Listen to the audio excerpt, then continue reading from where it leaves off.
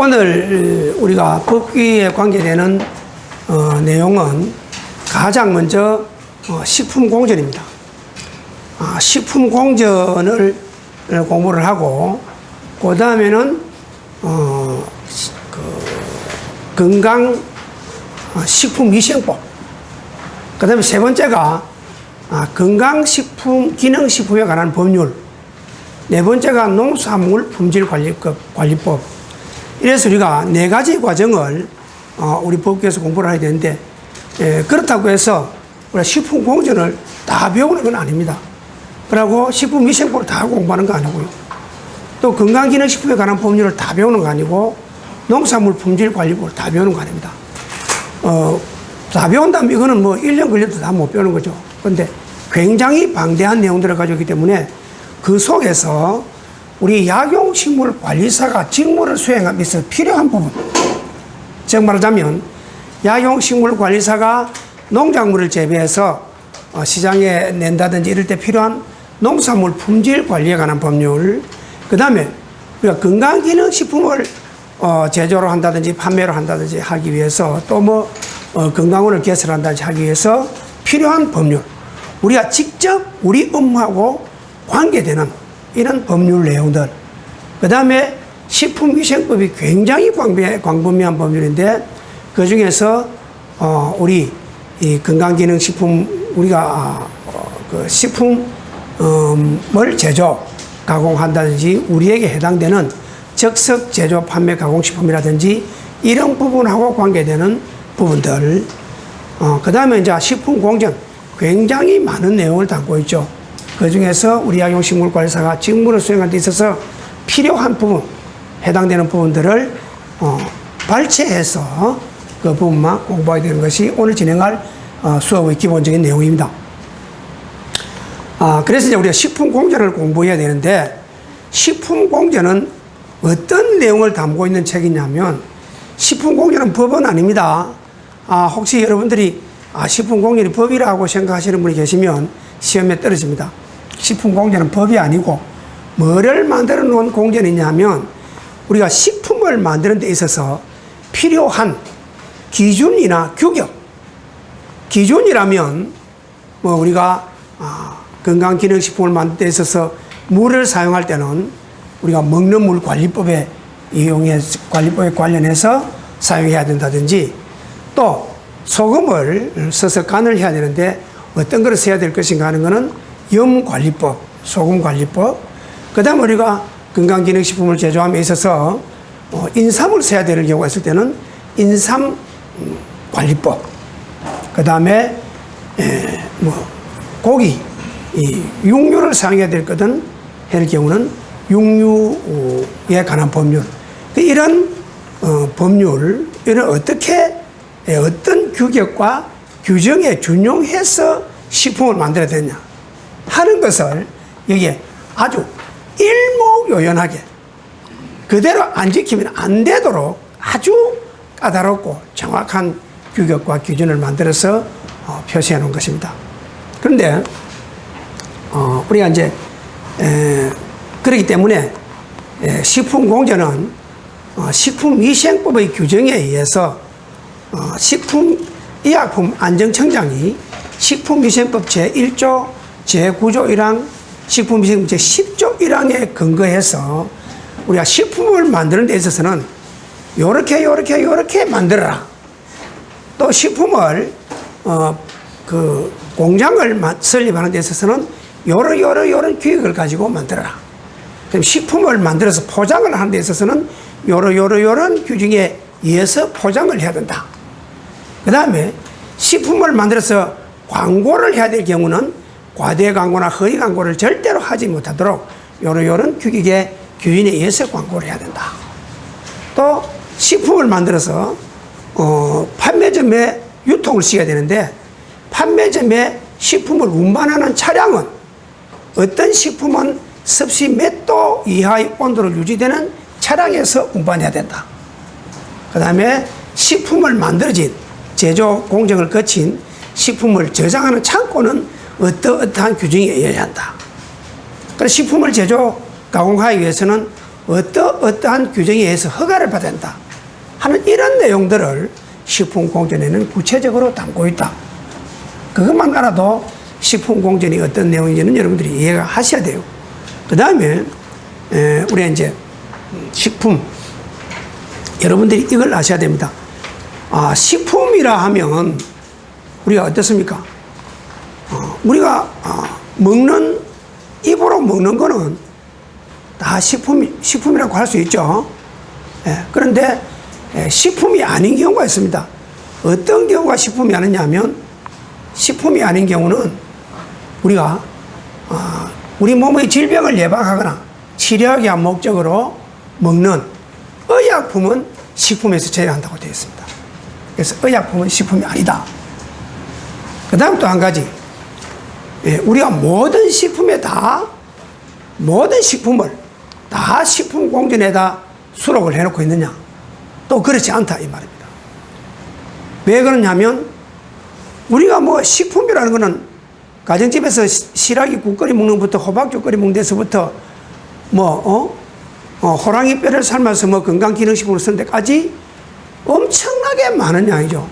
그런데 그거를 식품공정에 다 우리가 정리를 할 수는 없는 문제죠. 그래서 식품공정에 기록되어 있는 기준과 규격은 판매를 목적으로 해서 생산되는 식품. 아시겠죠? 판매를 목적으로 하기 위해서 생산하는 식품에 대한 기준과 규격을 담고 있다. 이렇게 보면 되겠죠. 그래서 여러분들이 그동안 이제 우리가 이런 공부를 했습니다.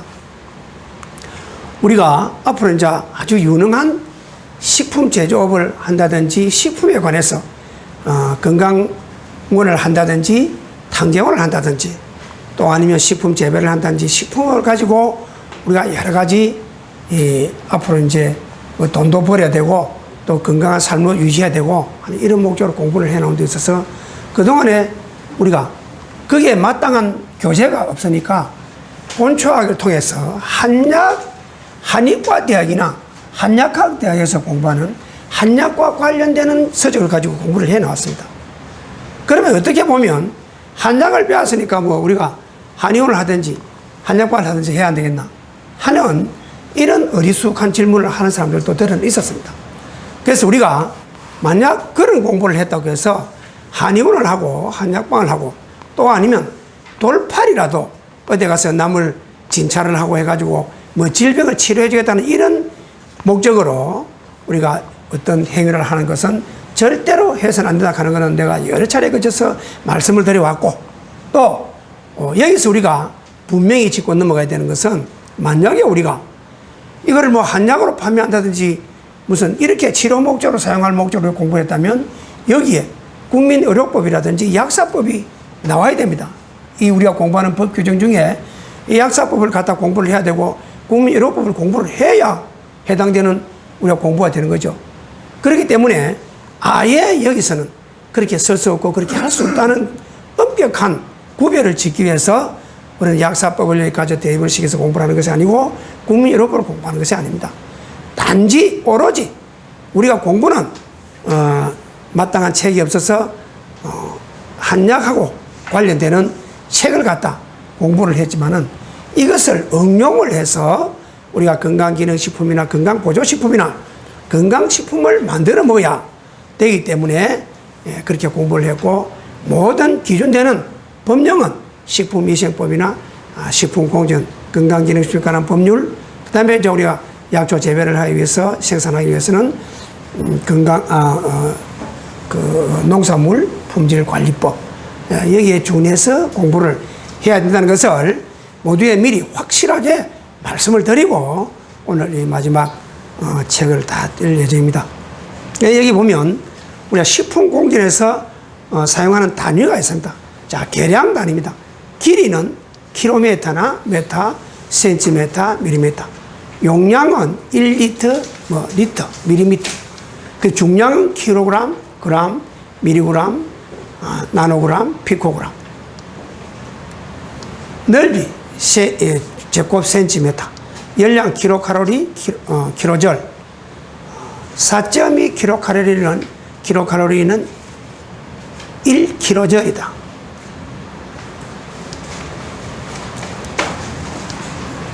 마이크로 100만 분의 1, 나노 1억 분의 1, 피코 1조 분의 1을 말한다. 우리는 뭐 눈에 보이지도 않는 거죠. 그 다음에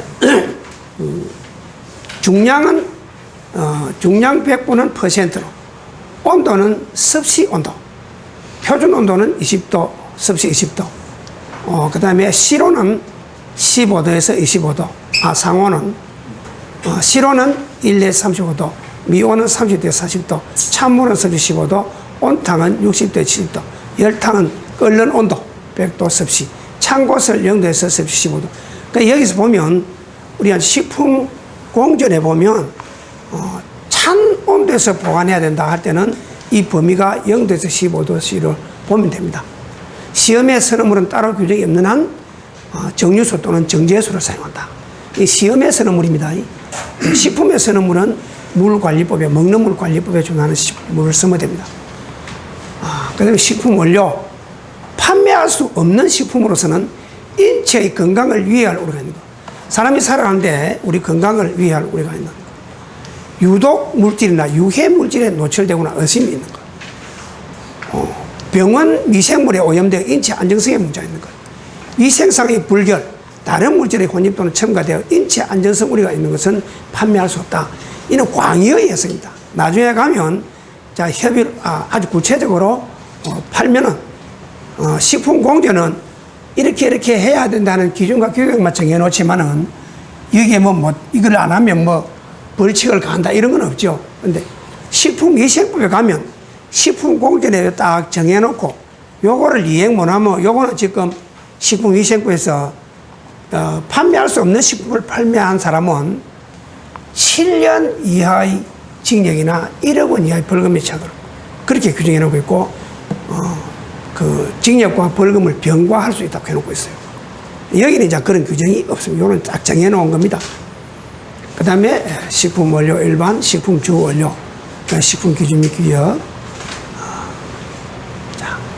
식품 원료 분류표, 식품 원재료 분류표가 있고, 원주 원료로 사용하는 동식물 재료가 있고, 부원료로 최소만을 사용할 수 있는 동식물, 이제 앞으로 나옵니다. 여기에 좀 있으면. 그 다음에 식품 원재료 분류, 주식, 부식 또는 기호성 식품, 식물성, 동물성 원료 및 기타 원료, 식물성 원료가 있고, 동물성, 기타 원료, 인삼과 대나무 등. 그 다음에 식품 원료로서는 안정성과 이물질 제거, 제조 영업 허가 제품을 사용해야 되고, 기준 규격에 적합한 제품, 주세법, 염관리법, 축산물 가공처리법, 먹는 물 관리법, 사용 가능한 동식물, 은행입 침출차, 특수 영양식품 및 건강보조식품, 알로에게 식품 제조 가고 조리용으로 사용할 수 없는 원재료. 그 다음에 냉동, 냉장, 기타 변질되기 쉬운 원료, 식품 원료로서는 두부류 및 식품 유지료, 유지원료, 파쇄분, 도시락류, 음료류, 특수 영양식품, 건강보조식품. 그 다음 기구 및 용기 포장, 제조업 신고 필요한 업체 생산품을 반드시 써야 되고, 기준 규격에 꼭 적합할 것을 써야 된다.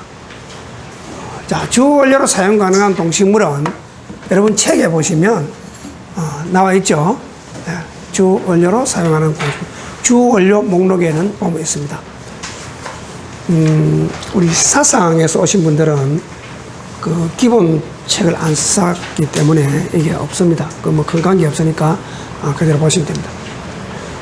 그 다음에 부원료로 최소량만을 사용할 수 있는 동식물, 생약 규격집에 한약재 포함이 되어 있습니다. 생약 규격집에 있는 한약재 포함되어 있고 사용 기준을 참조하면 되겠습니다.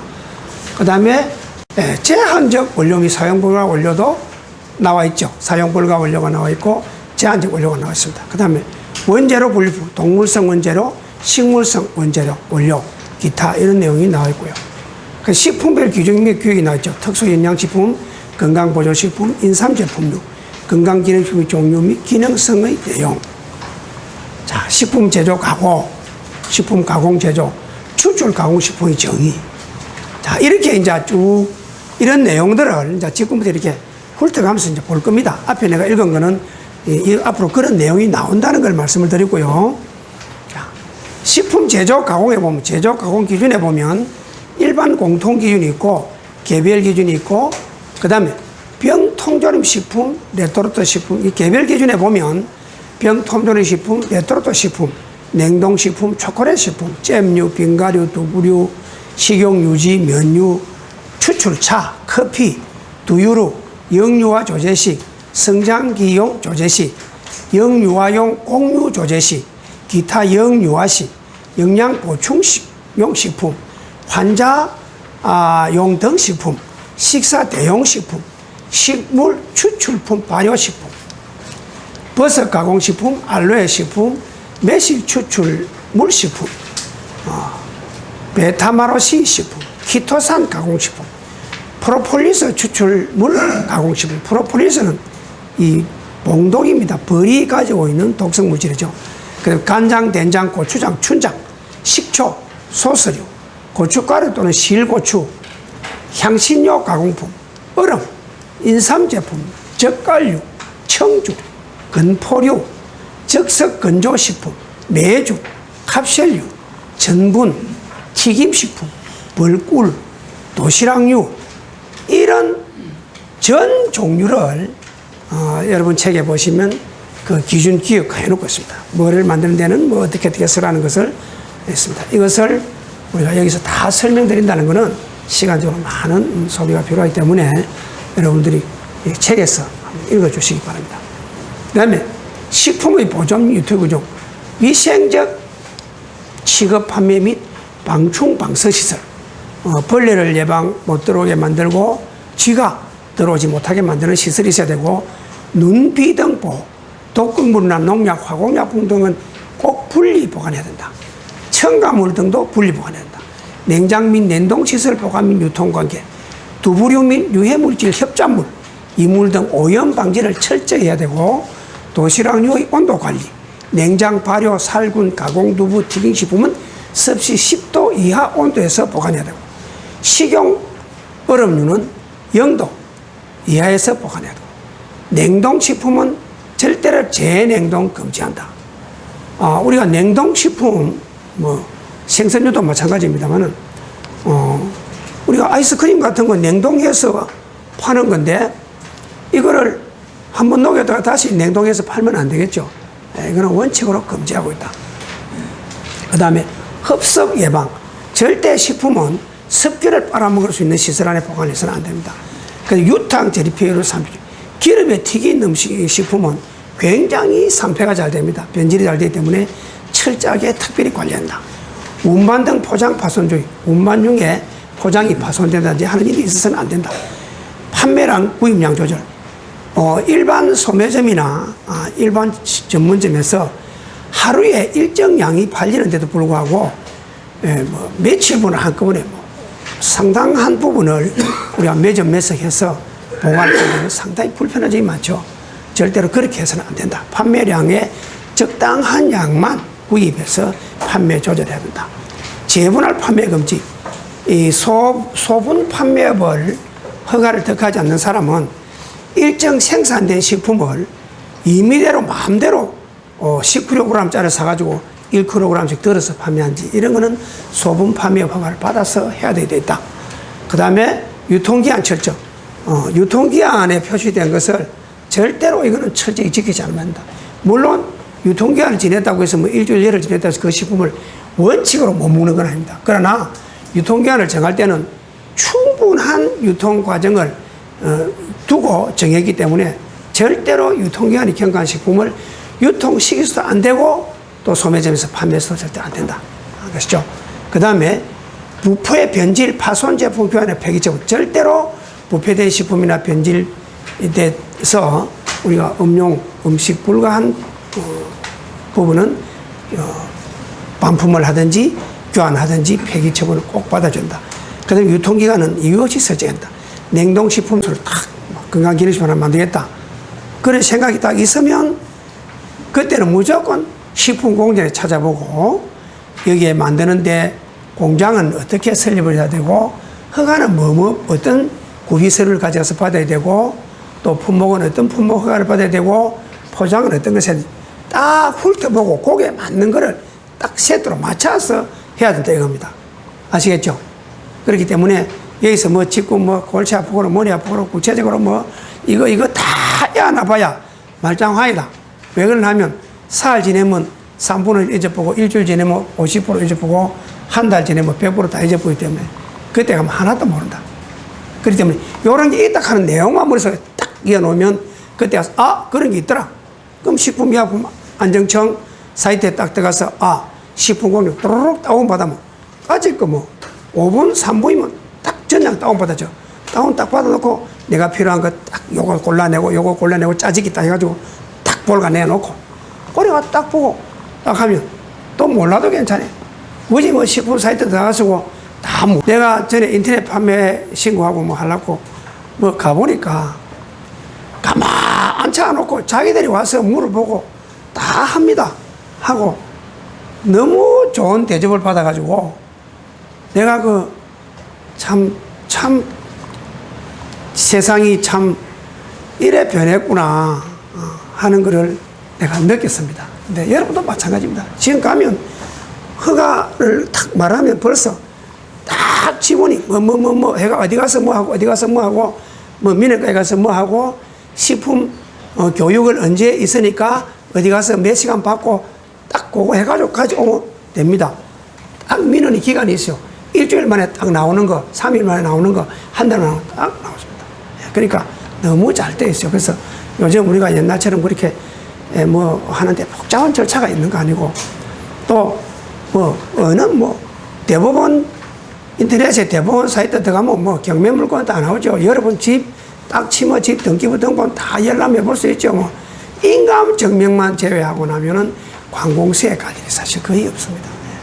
그렇기 때문에 내가 항상 여러분한테 인터넷 사용하는 것을 금과 옥조처럼 자꾸 얘기를 합니다. 그거 안 하면 그만큼 여러분이 발품을 많이 팔아야 돼요. 쫓아다닌다. 저 지금 동서사무소 갈 일 있습니까? 금방 필요하면 가만 앉아가 똑똑 세 번만 두드리면 주민등록표 딱 나오죠. 가옥대장도 딱 되면 딱 나오죠. 하나도 갈 일 없어요. 인감 증명은 본인을 확인해야 되니까 직원이 사진 보고 해야 되니까 부득이 들어요. 그 외에는 다 됩니다. 그래서 아무리 여러분들이 어렵더라도 인터넷을 아는 거하고 모르는 거하고는 하늘과 땅 차이 사실 그렇습니다. 그 점에 대해서 이해하시고 이제 식품위생법에 대해서 공부를 한번 하도록 하겠습니다. 이 식품위생법이 가지고 있는 특징이 뭔지 압니까?